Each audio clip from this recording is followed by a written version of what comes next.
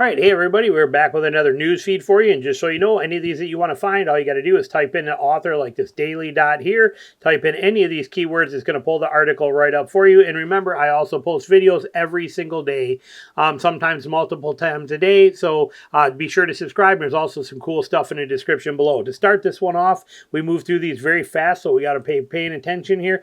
It officially happened. Mechanic says he cannot work on your car because they've officially locked out of computer systems.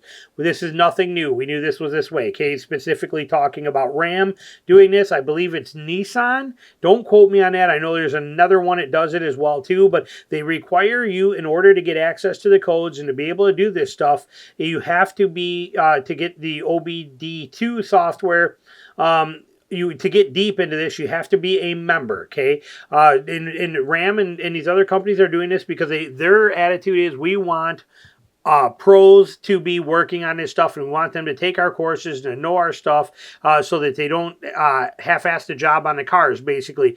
Makes sense, but on the same note, it makes it harder for a lot of mechanics. So Shorty believes that this rule allows manufacturers to lock mechanics out of anything they deem secret or security sensitive. Shorty then broke down the requirements to gain VSP. Okay, that's that code right there, the VSP, verified proof of ownership authority, prior to performing a security operation. But it says, according to him, these include a $325 fee every 2 years and a $100 fee for every subsequent 2-year license renewal. He says mechanic also needs to have commercial liability insurance of $1 million and a fidelity or employee dishonesty bond of $100,000. So this is a requirement that they're making.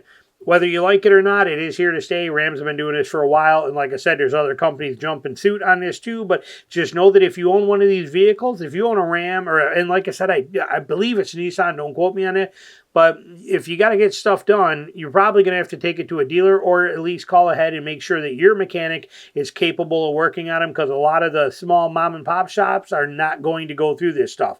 And that's exactly the reason they don't want that Ram and stuff is doing this. They want it worked on by a certified tech, certified in their stuff. I don't really agree with this or disagree with it. I can see pros and cons either way, and honestly, $325 for a 2-year license I don't think is ridiculous. But again, I'm not in the industry, so I don't know. But point being, your hometown mechanic may not be able to work on your Ram trucks or any of your Dodge or any of that kind of stuff. Just keep it in mind. Moving on from there, used EV prices nosediving, study finds. We're going to go through this quick, but just remember the key thing on here. They go and say that the gap between the two, between gas-powered counterparts and EVs, widened to $2,657 in May of 2024. Basically, it goes on to talk about some of the reasons they're falling. They've fallen between 30 and 40% since June of last year. They go on, the article's here. You can read it if you want to. I don't want to waste time here, but there it is. Go to GM Authority, type in any of those, you'll find it.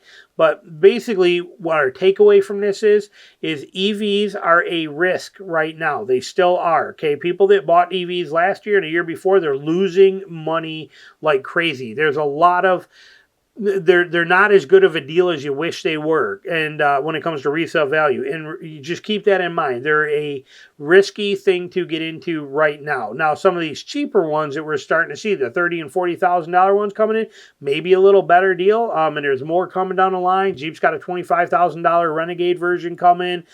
We got that kind of stuff, but the whole EV game is a pretty big risk right now. Just keep that in mind. It is a pretty big risk on there. So look at Tesla. Look at what happened to all the Teslas. Look at the Tesla owners and how mad they were, and look at all that stuff. Just be careful with EVs. This is by far the worst list. Now, I screenshot this when I was just looking on my phone because I thought it might be something interesting. When I read it, I thought about deleting it, but instead we're going to show you an example here of the worst attempt at getting people to go to dealers for things that they do not need. I would be surprised if this wasn't paid for by a dealership association. This is the worst list I have ever seen put together in history. I'm a mechanic. These 7-car maintenance hacks could cost you hundreds or thousands. This is the biggest joke I've ever seen, is this one right here. Okay, this list. I can't believe this actually made it as an article. So let's go through it and see what it is. And I'm not blaming the person who wrote it, but I'm just saying, well, I guess I kind of am. This is horrible. This is ridiculous. For many people, cars are an essential part of life, but having a car comes with a whole host of responsibility, including potentially expensive maintenance and repairs.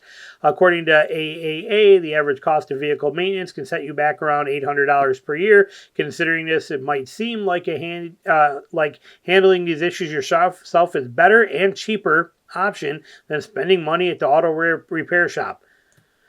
Oh, well, it's definitely possible to save money by doing these types of routine maintenance yourself. Some things should be left to a professional. Okay, some things should be left to a professional. Okay, these things could end up costing you hundreds or thousands of dollars in the long run, explains these two dudes. Okay, so refurbishing a dead car battery.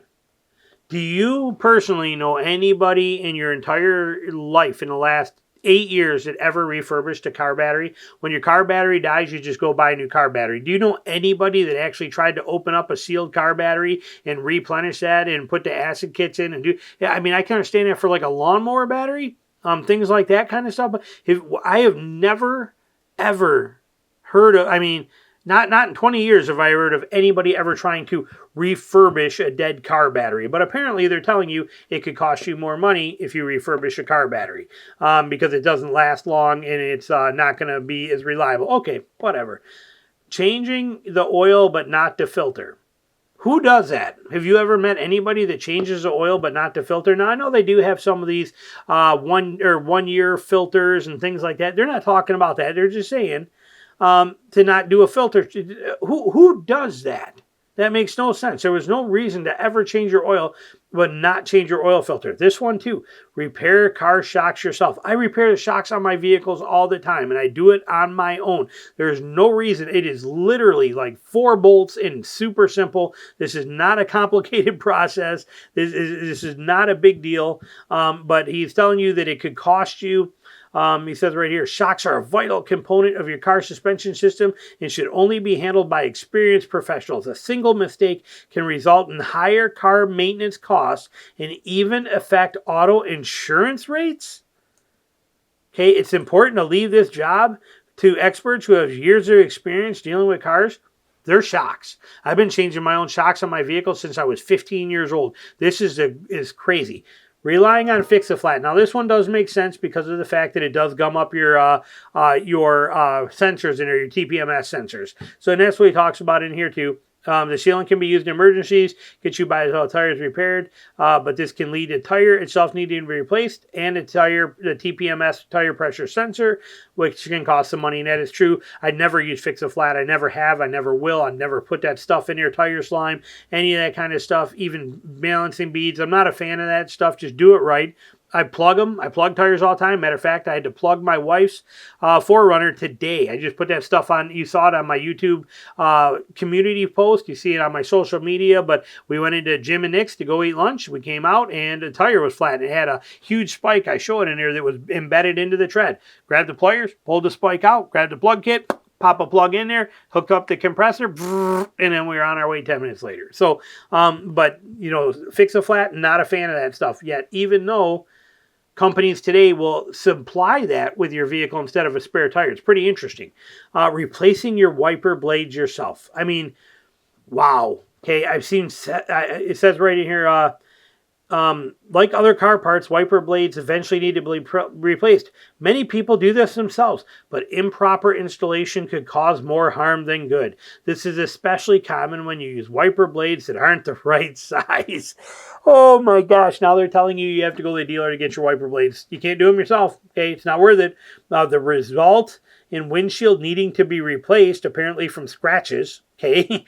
This can cost over $400 in most cases if it has to be replaced. Well, windshield today for $400, $1,500 is very rare. It's most likely going to be 6, 8, or 12 or 1,500, depending on what range, sense, and technology you have on there. Number one. Number two, it's not that hard to put a wiper on. If our world, if the average person cannot put on their own wiper blades, we are doomed as a society. It's over. We are doomed.